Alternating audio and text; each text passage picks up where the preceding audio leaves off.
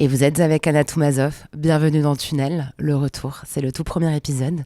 Et aujourd'hui, on est dans un épisode spécial, au bout du tunnel, avec un seul invité, Sébastien Tellier. Bonjour Sébastien. Bonjour. Alors, c'est un plaisir d'être avec toi. Et je dois dire que dès ce premier épisode, pour être avec toi, je romps la promesse éditoriale qui est de ne parler qu'avec des personnes avec qui j'ai déjà échangé et avec qui je viens poursuivre une discussion inachevée. Mais je me suis dit que vu le temps que j'avais passé en terminale à fumer des clopes à la fenêtre, en secret, en écoutant Russian Attractions, c'est comme si on avait déjà échangé quelque part. Et j'ai repensé l'autre jour, parce que j'ai repensé à mon adolescence très loin d'ici, à 1000 km, dans ce qu'on appelle ici la province. Et je me suis rappelé à quel point pour moi tu symbolisais une espèce de hype. Et l'autre soir, je me suis retrouvée à l'hôtel Grand Amour qui fêtait ses 10 ans, dans ce qui incarnait parfaitement la soirée parisienne telle que je la voyais dans mes rêves quand j'étais ado. Et t'étais au piano. Et c'était assez fou. Qu'est-ce que t'as fait à cette soirée ? Alors c'est vrai, les 10 ans de l'hôtel Amour, enfin l'hôtel Grand Amour, ouais, j'ai fait un petit piano-voix comme j'aime bien faire. J'aurais fait mes chansons les plus fameuses, on va dire, piano-voix. Alors l'hôtel Amour, moi j'ai une histoire assez particulière avec cet hôtel parce que j'ai habité, alors pas au Grand Amour, mais l'autre hôtel qui s'appelle l'hôtel Amour tout court, l'hôtel Amour, rue Navarin. Et en fait, j'ai habité dans cet hôtel pendant 1 an. Et là, donc, je sors un nouvel album qui s'appelle Kiss the Beast. Et en fait, quand j'ai composé l'album, j'habitais à l'hôtel Amour. Et j'aimais beaucoup ça parce que, si tu veux, donc c'est dans une rue mignonne du 9e. Et puis, c'est marqué Amour en très grand, avec des lettres roses en néon. Et ça me plaisait beaucoup, si tu veux, de me dire que c'était chez moi, ce truc. Et ça m'a vachement inspiré pour l'album. Et j'étais dans une sorte d'allégresse de vivre là-bas. Et puis, c'est assez marrant aussi parce que, si tu veux, avant, j'avais sorti un album qui s'appelait Domesticated, qui était sur les tâches domestiques. Parce que j'ai eu des enfants, tout ça. Donc, j'étais à un moment un peu enfermé dans un délire domestique. Et là, à l'Hôtel Amour, c'était l'inverse. J'avais pas à penser à ce qu'on allait manger parce qu'il y avait le room service. Il n'y avait pas à penser à changer les draps, ni... C'est pas que ça m'obsède d'habitude, mais enfin. Et ni les serviettes, tout ça. Donc j'avais cette vie pleine d'allégresse. C'était parfait pour composer, quoi. Parce que pour composer, il faut vraiment réussir à se concentrer très fort sur son œuvre. Et c'est un truc très, très prenant. Enfin, je veux dire. Et en fait, tout ce qu'il y a autour, à part la famille et puis les amis, mais gêne. Tout est gênant. Donc là, c'était super parce que rien ne me gênait quasiment. En plus, l'Hôtel Amour était juste à côté de mon studio qui est lui rue des Martyrs, donc la rue des Martyrs se touche, se croise, et donc j'avais cette vie toute simple où finalement le matin je faisais 30 mètres pour le studio, le soir je faisais 30 mètres pour revenir à l'Hôtel Amour sous ces néons roses, et c'est une période que j'ai adorée. C'est une entorse à la créativité pour toi, les contraintes ? Parce qu'il y a des artistes justement qui disent que dès qu'on leur donne un cadre, ça les aide à canaliser leur cerveau. Toi, au contraire, c'est un truc qui te freinait ? Alors, je me suis mis beaucoup de cadres quand même, parce que j'ai longtemps fait, si tu veux, des albums concept. Donc, ça me cadrait à fond.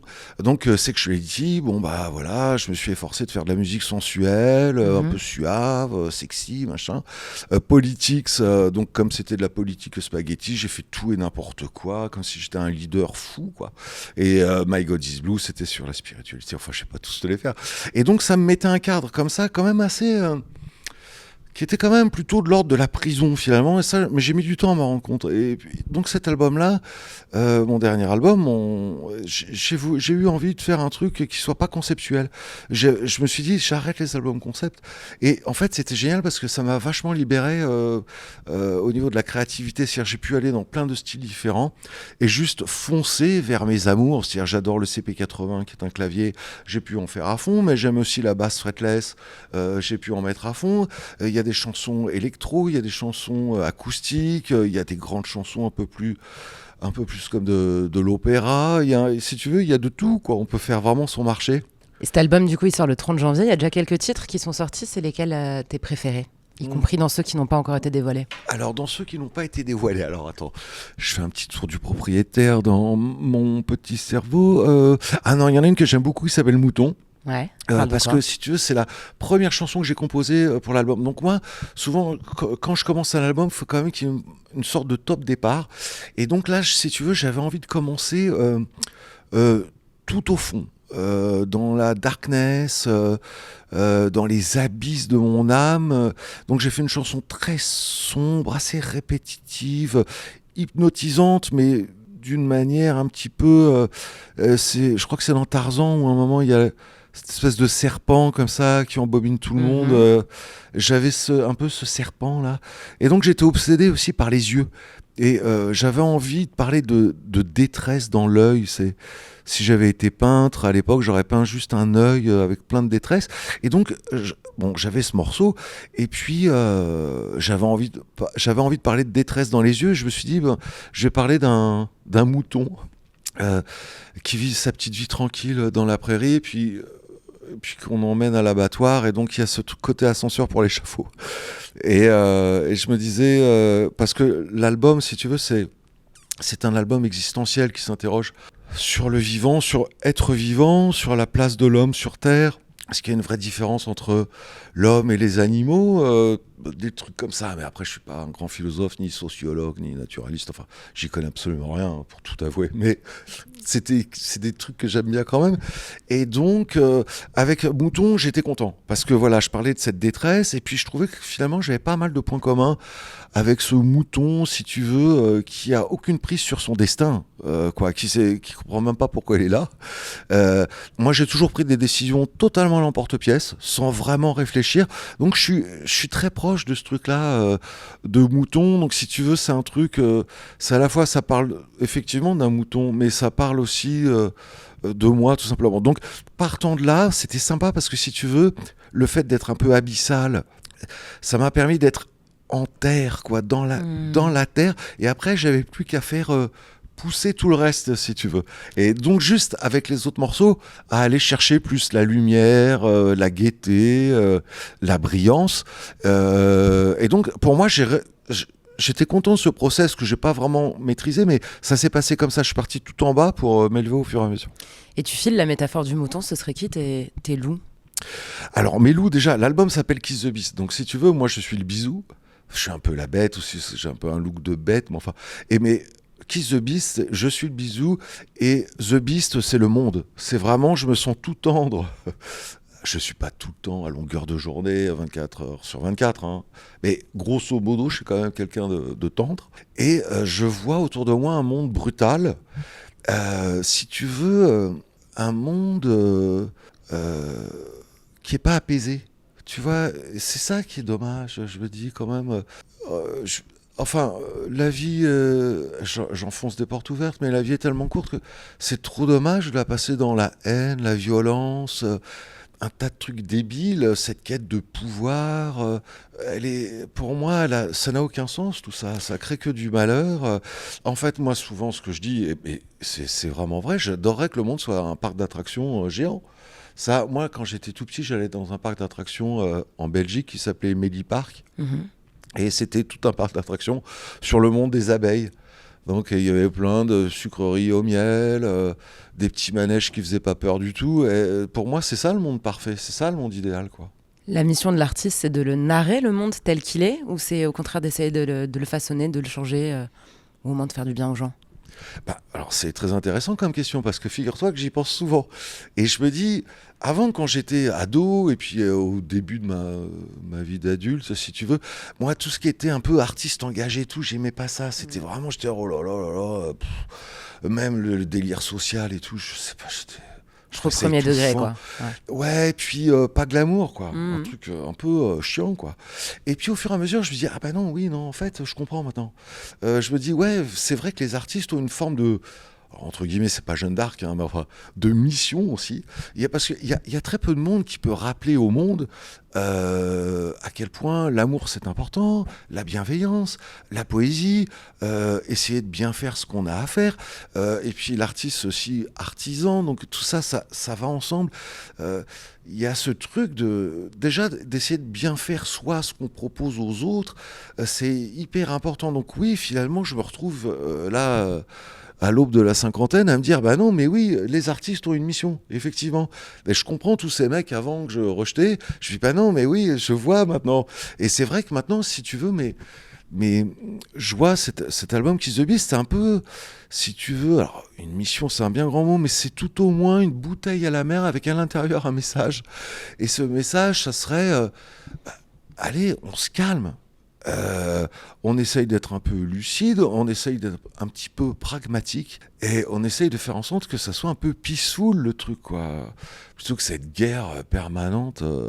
Je parle même pas que de la vraie guerre, bon, bien sûr qui est abominable, mais même si tu veux une sorte de compétition, c'est toute cette célébration, si tu veux, de la performance et tout, m'épuise d'avance. Moi, je trouve que le monde n'est pas parti dans la bonne direction. Enfin, je sais même pas s'il a déjà été dans la bonne direction, mais là, je trouve que cette période, elle est vraiment weird, quoi. Là, toi, tu fais de la musique depuis la moitié de ta vie. Facile. Très, très facile même, parce que je crois que tu as baigné dans la musique même en grandissant. Le monde de l'art dans lequel tu arrives au début, il a changé à cause du monde? Alors, si tu veux, ça a bien changé. Je dirais que la technologie a une influence immense sur la musique. Parce que bon, ça a commencé il y a bien longtemps, je ne vais pas tout refaire en détail, mais donc déjà à un moment, un mec, Léo Fender, invente la guitare électrique. Donc déjà, guitare électrique, ça change complètement la face de la musique. Paf, il y a le rock, rock'n'roll, rockabilly, et tout, des mecs comme Elvis qui débarquent, tu vois. S'ensuit les Beatles, et puis après voilà, la musique a continué au gré, après les synthétiseurs sont arrivés, donc quand même un grand truc. Après, pendant les années 90, il y a les sampleurs qui sont arrivés, les synthés digitaux, tout ça, donc il y a eu une énorme évolution, et donc on voit bien la musique des années 60 est différente des années 70, différente des années 80, et tout ça, et puis arrive malheureusement d'une certaine manière les ordinateurs début 2000, qui sont vraiment, vraiment bien installés, je dirais 2003, 2004, un truc comme ça. Et si tu veux, depuis, c'est pour ça que moi j'ai une sensation d'une musique qui tourne un peu en rond. Après, il y a plein d'artistes géniaux qui font des trucs top, enfin, genre, ouais, aucun problème. Et des Snoop Dogg, et puis plein d'autres, enfin, je veux dire.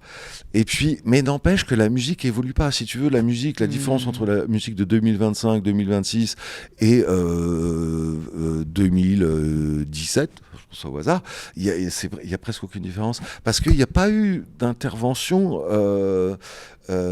immense du monde technologique. On en est toujours à l'ordinateur. Donc tout ça, c'est une importance capitale. Donc le monde de la musique, il a vachement changé. Maintenant aussi, la façon de consommer de la musique a complètement totalement chamboulé.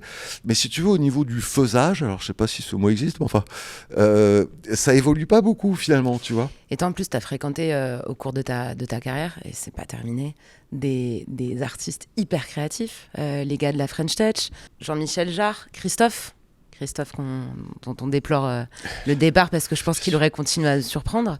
Ces mecs-là, ils se réinventent tout au long d'une carrière. Tout à fait. Et c'est vrai que j'ai eu pas mal de chance, je dois dire, parce que c'est comme si... alors, il y a cette chanson « Je suis comme une boule de flipper ». Tout à fait, Corinne Charby. Corinne Charby, tu vois. Et moi, je sais pas qui a tapé sur le truc, mais j'ai été tapé dans les bons trucs.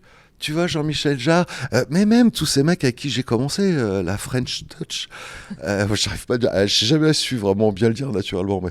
Et donc, les Phoenix, les Daft Punk, Air, Cassius, Kavinsky, et toute la ribambelle de mecs, on s'entendait vraiment bien. C'était génial. Je me souviens de grands voyages qu'on faisait à Los Angeles. Parce que si tu veux, sur les Hills, il y avait déjà les Daft Punk qui avaient leur maison... une sorte de chalet, un peu dans le style l'homme qui tombe à pic, tu vois, vraiment le truc super cool, vraiment ailé, mais comme on aime et tout. C'est vraiment le rêve américain. Mais totalement. Et nous, on allait au Magic Hotel, qui était l'hôtel en contrebas, en bas de leur petite colline, et on se rejoignait tous là-bas. Je me souviens de DJ Falcon, etc., etc. Et on passait vraiment des moments extraordinaires. On était vraiment soudés, et je me dis, longtemps après, je me dis, ben ouais, on a fait une sorte de mouvement, quoi, un peu comme le dadaïsme, enfin. Complètement. Pardon ? Complètement. Mais oui, mais ça, c'est formidable de faire partie d'un mouvement. Surtout que moi, je suis pas un groupe, j'ai une carrière solo. Donc, c'était cool aussi d'être avec... Et puis, alors, attends, aussi, ce que je voudrais rajouter, c'est que moi, je venais déjà d'une famille assez populaire, on va dire, voire très populaire. J'ai grandi en lointaine banlieue, au fin fond du Val d'Oise et tout.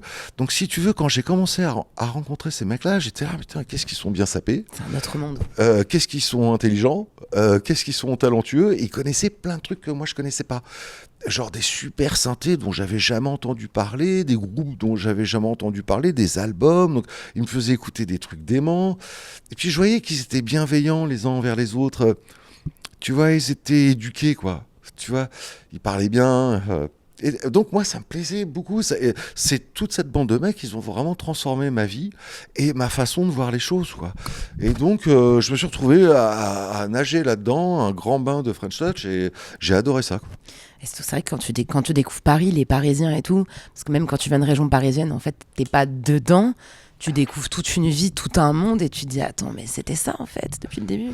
Mais complètement, mais moi, la première maison de disques avec qui j'ai signé, ça s'appelait Source, donc c'était un label de Virgin, et c'était dans le Marais. Et si tu veux, quand j'allais dans le Marais, je disais, c'est quoi, il y a des magasins de Madeleine Fouret, enfin, je voyais plein ça de n'a magasins aucun sens au début. Ouais. des trucs spécialisés dans des ceintures brillantes, des trucs. Donc j'étais là, mais au début, je marchais vraiment sur des œufs. Je me sentais pas du tout à ma place. Et en plus, à l'époque, j'étais dans une sorte de rejet stylistique. Donc je me souviens, moi, j'avais un Barbour Décathlon, j'avais des imitations Weston aux pieds. J'étais sapé n'importe comment et je me coiffais pas, je me rasais pas. Enfin, c'est vraiment comme si on m'avait sorti des égouts. Et donc voilà, mais au fur et à mesure, j'ai adoré apprendre ces codes-là et tout, sans en être non plus l'esclave, parce que ça n'a pas d'intérêt pour moi.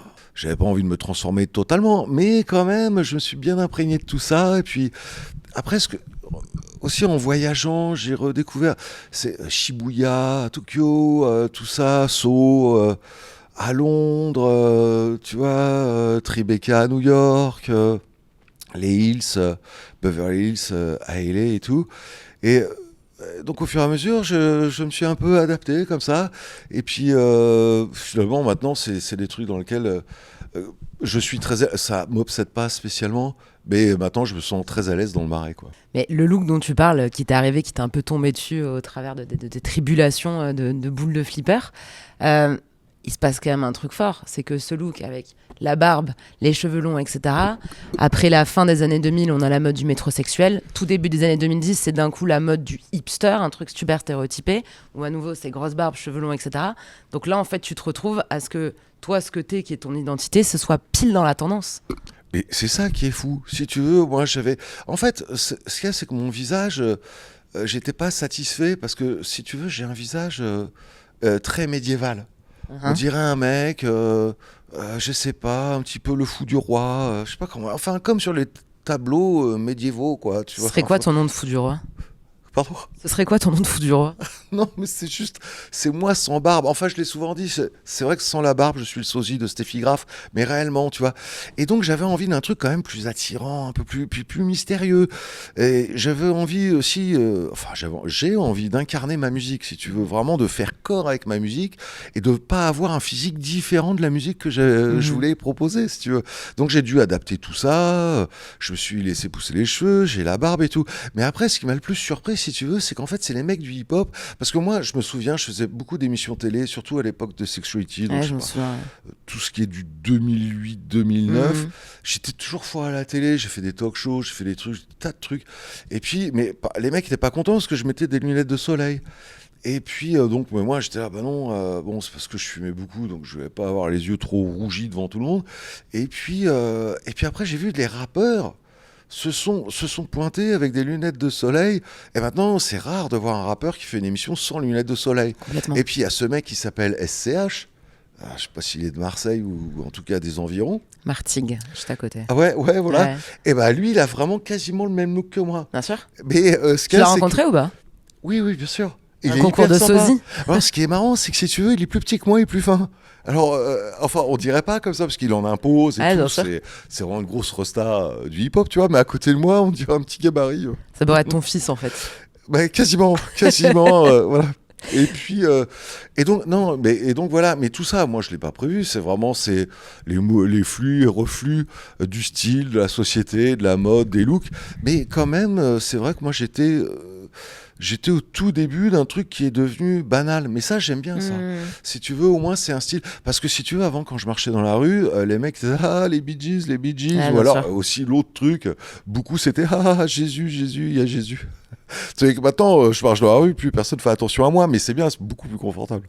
Mais justement, moi, ça m'est déjà arrivé avec des traits physiques, tu vois. Genre, les mâchoires dessinées, c'était un énorme complexe quand j'étais ado parce que je me disais, ah merde, je ressemble à un mec et tout machin. C'était pas la mode des visages androgynes. Je voulais être une petite blonde avec un petit nez. Bon, c'était raté. Et quand j'ai vu les mâchoires tracées arriver à la mode, je me suis dit, cool, je suis dans la tendance. Et quand ça va se démoder, ça va être chiant.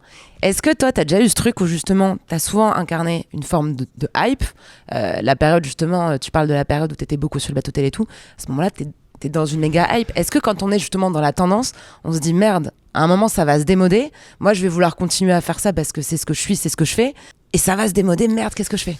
Ouais, c'est vrai que c'est des questions qui ont pu me traverser la tête, effectivement. Après, je me dis, bon, il faut savoir s'adapter aussi. Bon, moi, ça serait difficile. Enfin, j'ai prévu pour mes 60 ans, si tu veux, de faire un album qui s'appellerait Le Rat Nu, où là, je reviendrais sans aucun poil, tu vois. Enfin, en tout cas, sur la tête et le visage. Donc, je me dis, bon, il y aura déjà peut-être cet angle-là à prendre à un moment. Mais aussi là où j'ai eu de la chance, ou peut-être du nez, enfin, certainement plus de la chance d'ailleurs, mais si tu veux, j'ai jamais fait un art de jeune. C'est-à-dire, si je faisais des chorés, si je faisais du hip-hop ou de l'hyper-pop, un truc vachement basé sur le message jeune, le fait d'être jeune et tout, peut-être que tout ça, ça m'inquiéterait beaucoup plus. Mais si tu veux, moi, dès mon premier album, c'est déjà un album de vieux. C'est quasiment un album de fumeur de pipe, quoi, tu vois, ou avec un gilet en laine. Et donc, j'ai jamais tapé dans le jeunisme, ça m'a jamais intéressé. Tout ça, donc si tu veux, ça, j'ai pas peur de ça. Et puis aussi, si tu veux, je suis pas un obsédé de la prod. Parce que la prod, elle, en musique, elle se démode vite, si tu veux, des sons de synthé, de façon, les rythmes, le son, même du charlet, de la façon surtout de traiter la voix. Bon, bah, c'est sûr que 10 ans après, déjà, c'est plus pareil, quoi.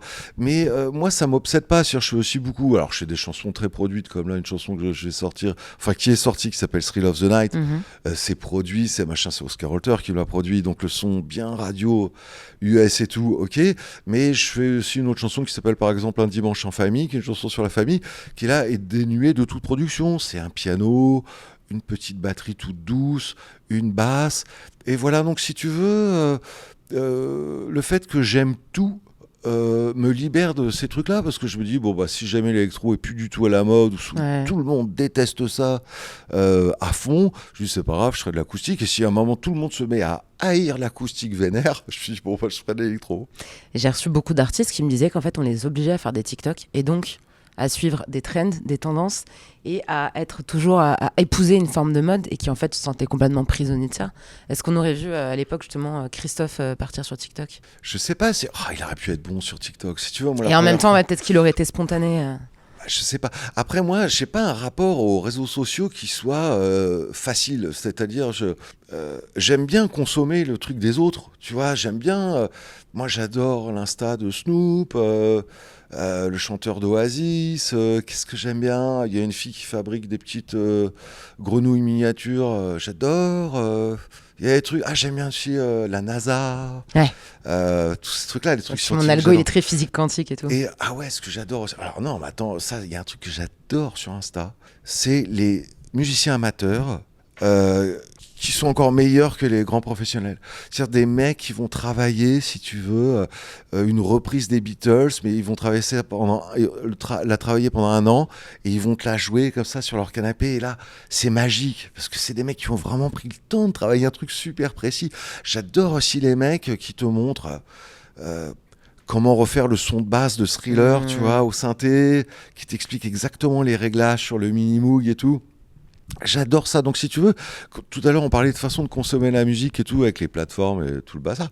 Mais moi, c'est pas que les plateformes, il n'y a pas que ça qui a changé. C'est surtout aussi, je consomme de la musique par petits bouts de 30 secondes, 1 minute, et c'est pas des morceaux. c'est des mecs, c'était à l'intérieur de la musique, c'est des mecs qui expliquent un peu des trucs techniques ou des façons de jouer tel truc. Ou il y a une technique que j'adore, c'est le tapping à la guitare. Donc, si tu veux, c'est une façon de jouer méga vite, de la guitare électrique un peu plus hard FM ou death metal ou tout ce genre de trucs, quoi. Et j'aime bien, ils expliquent les gammes. L'autre jour, je suis tombé sur un mec qui explique bien les accords de Chopin et tout. Donc ça m'inspire à fond. Donc pour moi, c'est une grosse façon de consommer de la musique. Et après, mais par contre, donc moi, consommer tout ça, oui, gros consommateur, pas de problème. Mais après, moi, être acteur de tout ça, si tu veux proposer du contenu, j'ai pas le... Comment on pourrait dire ça? C'est pas ton métier, ça m'est quoi. pas naturel. Ouais. Tu vois, je me dis pas... Je vois, par exemple, Dua Lipa, bon, elle va prendre une photo de ce qu'elle mange. Donc des champignons, ça a l'air super bon d'ailleurs, je sais pas comment elle se débrouille, mais enfin elle est toujours froide dans les bons coups. Toujours en vacances. Ouais, toujours en Elle a vacances, raison, hein. toujours dans un super resto, toujours un super cocktail, c'est la fiesta. Et donc, mais moi j'ai pas ça, jamais je penserais à prendre en photo mon plat. Ouais. Je le mange quoi, tout de suite. Je me dis pas tiens je le prends en photo. Mais bon après aussi c'est sympa parce que si tu veux, il y a toujours eu entre les artistes et leur public, notamment dans la musique, énormément de barrières finalement parce que il y a les médias, il y a la maison disque, les magasins, le vendeur du magasin, tu vois, il y avait quand même plein d'embûches. Tu dis que là, c'est super de pouvoir avoir le lien en direct. C'est-à-dire, tu peux vraiment quand même dire, demain je sors un truc ou n'importe, un message.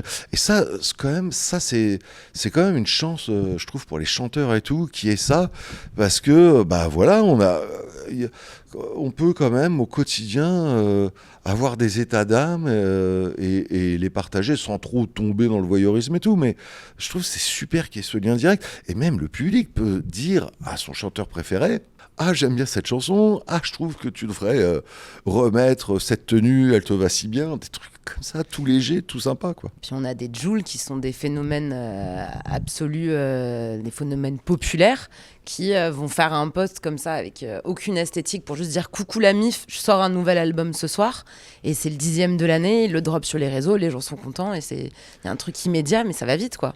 Ça, c'est pas mal. J'aime bien ce côté hyper immédiat. J'aime bien aussi, si tu veux, j'ai toujours vu aussi ce truc, c'est ma théorie de la grande salade, si tu veux. C'est que il y a de tout se mélange.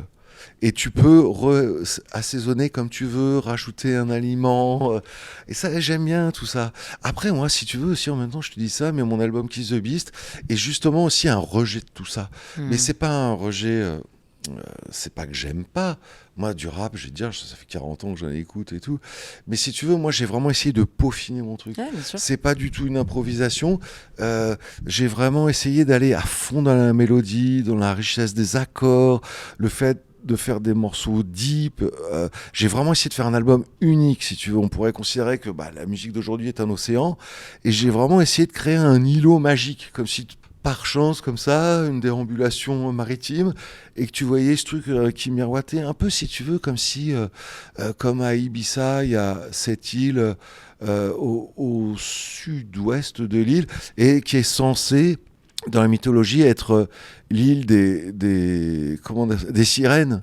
Et c'est ça que j'essaye de faire, moi, avec cet album, une île aux sirènes. Alors d'accord, il y a la musique urbaine, il y a tout, il y a de la dance, il y a l'électro, il y a l'hyperpop. Mais moi, j'ai essayé de créer une petite île aux sirènes, quoi. Et t'as créé un éclectisme avec toutes tes facettes en fait dans cet album. Faut l'écouter comme un objet complet ou t'aimerais que les gens se disent ah ben moi je pioche ça et je pioche ça. C'est vraiment à la carte. C'est vraiment, on peut dire, de toute façon, tu vois, quand c'est le truc tu choisis, t'es vraiment pas. Moi, c'est vrai que maintenant, c'est rare que j'écoute un album en entier, je dois bien le dire. Donc, on peut vraiment faire son marché, mais en même temps, ce que je propose, j'ai essayé vraiment de créer, si tu veux, un voyage envoûtant.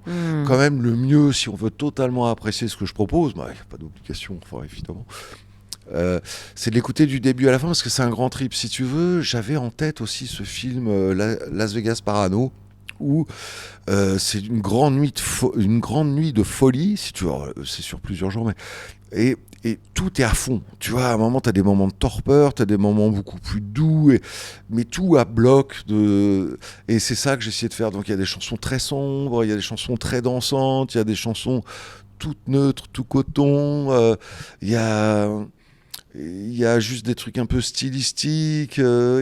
Si tu veux, il y a tout ça, mais j'ai essayé de pousser tout ça à fond et de manière assez unique. Et la différence avec mes disques d'avant aussi, si tu veux, j'ai vraiment essayé d'être, pour une fois, professionnel. C'est-à-dire pas juste avoir l'idée d'une chanson et de la faire à ma sauce. C'est que par exemple cette chanson Thrill of the Night, donc je voulais vraiment qu'elle ait le son radio US. Et, voilà, je me suis fait aider par des grands producteurs. Il y a Nile Rodgers aussi qui joue dessus. Tu vois, vraiment, c'est Slater qui chante dessus.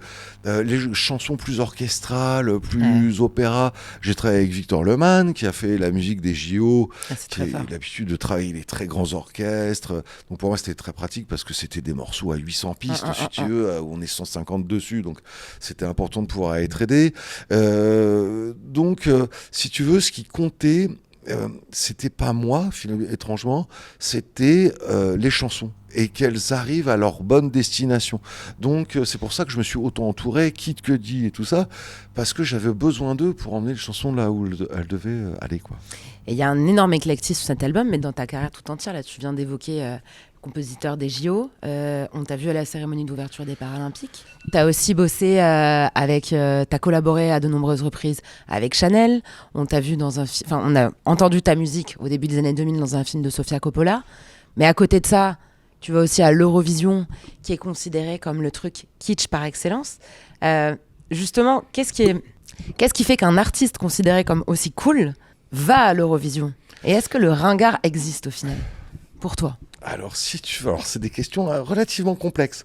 C'est des questions à tiroir, là. Tu prends ce que tu veux dedans, c'est éclectique aussi. Non, mais c'est vrai. Non, déjà, il y a un truc, c'est que si tu veux, je ne souhaite pas être l'esclave du bon goût.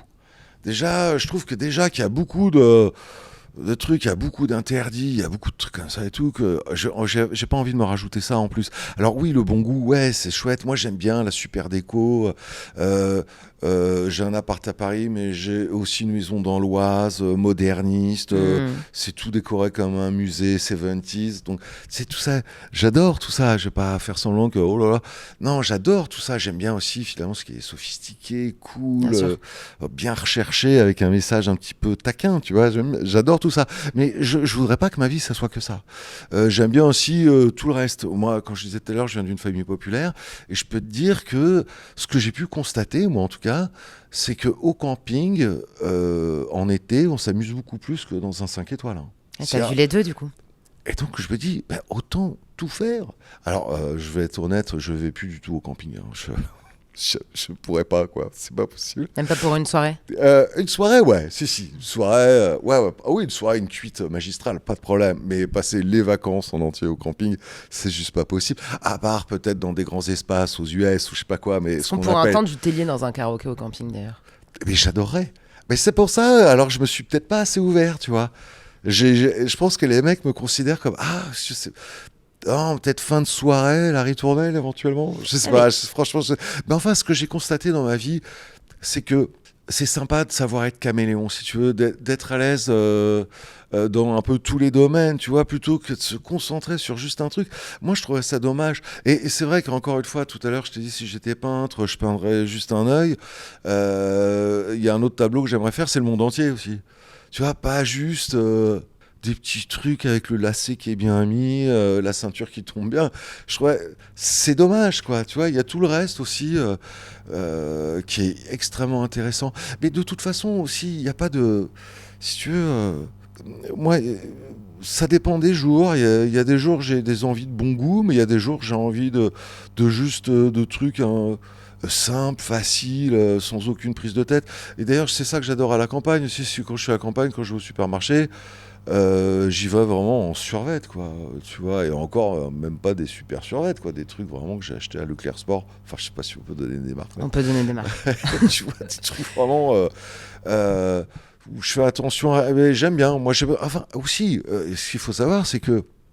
Alors, enfin, ce qu'il faut savoir, tout le monde s'en fout, mais c'est que, par exemple, ce qu'il y a d'important dans la vie aussi, c'est l'équilibre. Ouais. C'est très important, l'équilibre. Si tu vas trop là, trop là.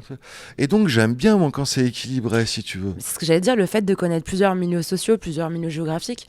Moi, c'était la même. En arrivant à Paris, je suis arrivée il y a vraiment pas longtemps. Je me suis dit, merde, ils se connaissent tous depuis l'enfance. Ils sont tous en réseau super maillé. Comment on fait notre place au milieu? Comment? Et en fait, au plus j'y pense, plus je me dis, c'est quand même une richesse. Parce qu'en fait, quand c'est Noël, quand c'est l'été, je rentre, je pars à 1000 km de là. Donc, je peux m'aérer l'esprit. Je peux être à un autre endroit. Je peux être à la campagne, là où les gens pensent différemment, ce qui permet d'enrichir aussi. Et en fait, ouais, tu deviens un caméléon. Et justement, la question du goût et tout, ça devient quelque chose de beaucoup plus extensible. Parce qu'en fait, tu vois, par exemple, je sais pas ce que t'en penses, mais à Paris, il y a pas mal de bars qui imitent les PMU. Et en fait, quand tu viens de la campagne ou des zones périurbaines où tu sais c'est les cubes où t'as la Halo Chaussures et Marie Blachère et machin, quand tu connais ça, t'es en mode en fait le bar PMU c'est peut-être là où on va vraiment se rejoindre avec nos potes, mais c'est pas du second degré, c'est pas pour être cool, c'est l'endroit de réunion, tu vois. Et c'est très très fort, je trouve, de voir cette réappropriation à Paris de tous ces codes. Ouais, c'est vrai, t'as raison, c'est marrant. C'est très marrant, c'est vrai qu'il y a plein de bars qui font ça, qui la jouent comme ça.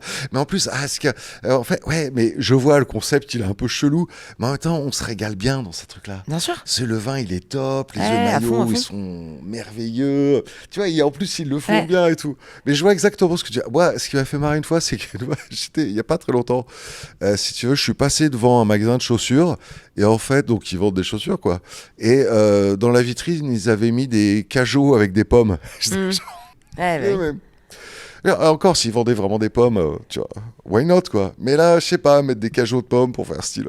Il y a des boulangeries, mais c'est vrai, quand on vient de voilà. loin, mais t'as raison, là où je te rejoins complètement, et je trouve ça très intéressant, c'est que aussi, quand tu viens d'ailleurs, tu peux te reposer de celui que tu es quand tu es en ville. C'est vraiment ras des champs, ras des villes.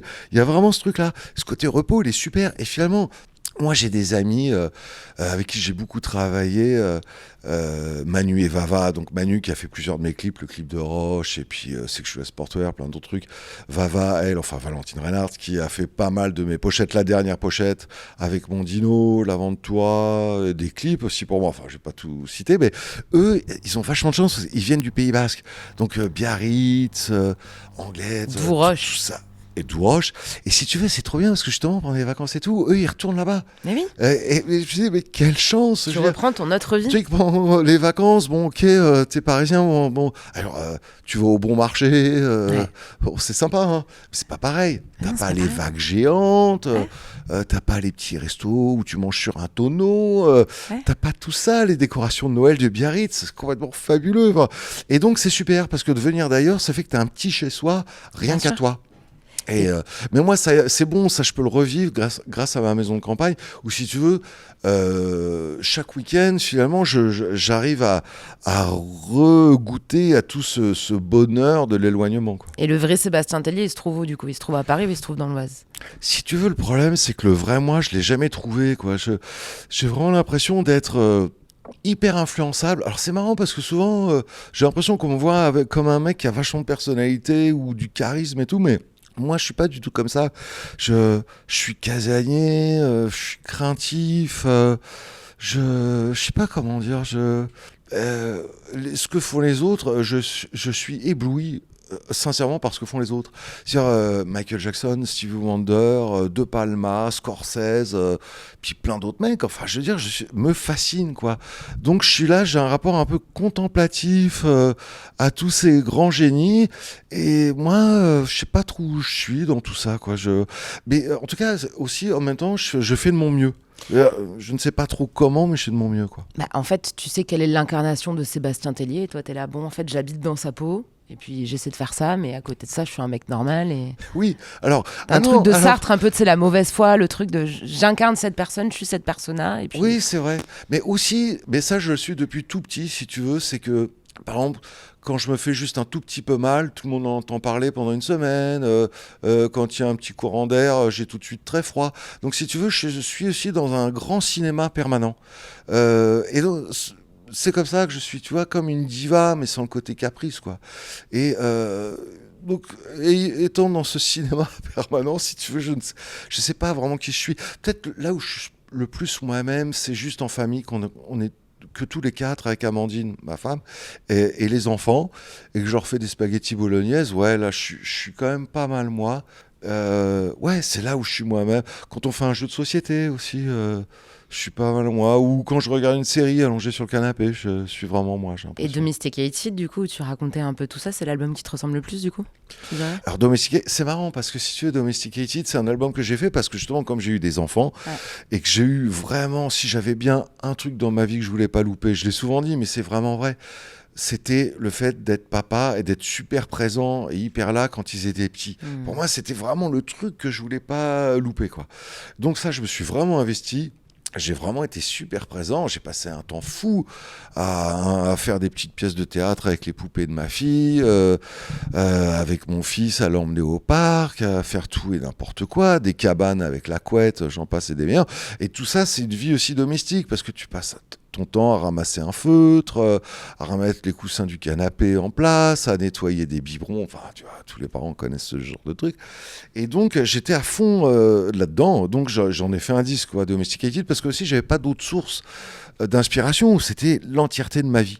Et puis, après ça, donc j'en parlais, j'ai été vivre à l'Hôtel Amour et là c'est super parce que justement c'était plus du tout ça. J'avais plus rien à faire, pas de cuisine, pas de vaisselle, pas à changer les draps, pas à changer les serviettes. Donc c'est sympa le destin de ma vie parce que j'étais parachuté comme ça dans l'exact opposé de l'album que je venais de sortir, totalement sans aucune responsabilité domestique et j'ai adoré ça et c'est pour ça aussi que j'ai fait un album aussi différent quoi parce que j'étais complètement dans un autre mood quoi. Et là, tu te réinventes du coup encore avec Kill the Beast qui sort le 30 janvier. J'aime bien l'idée de donner des conseils. J'ai un livre sur ça qui sort bientôt. C'est un truc qui me plaît. J'aimerais bien que éventuellement, tu vois, on a beaucoup parlé de cette espèce d'incarnation de cool, de ce que c'est le bon goût, le mauvais goût, etc. Qu'est-ce que tu dirais, même au-delà même des jeunes artistes qui peuvent nous écouter, qu'est-ce que tu dirais à quelqu'un de plus jeune que toi, de plus jeune que nous, qui a peur de pas être cool, de pas être de bon goût, qui a peur d'être dans des chaussures qui sont trop grandes pour lui, tu vois? Alors, c'est pas facile, hein. Déjà, il faut quand même être sincère avec soi-même. C'est-à-dire qu'à un moment, il faut quand même réussir à se regarder dans le miroir et de se dire déjà quel est mon physique. Donc, c'est important aussi d'avoir un style qui est adapté à son physique. Je veux dire, c'est primordial. Et surtout, il faut être clairvoyant sur ses qualités et ses défauts, mais pas que esthétique. C'est-à-dire, est-ce que je suis un bon orateur? Est-ce que j'ai de la répartie? Donc, admettons, je suis pas bon orateur, j'ai aucune répartie. Bah, vaut mieux se faire un peu discret, évidemment.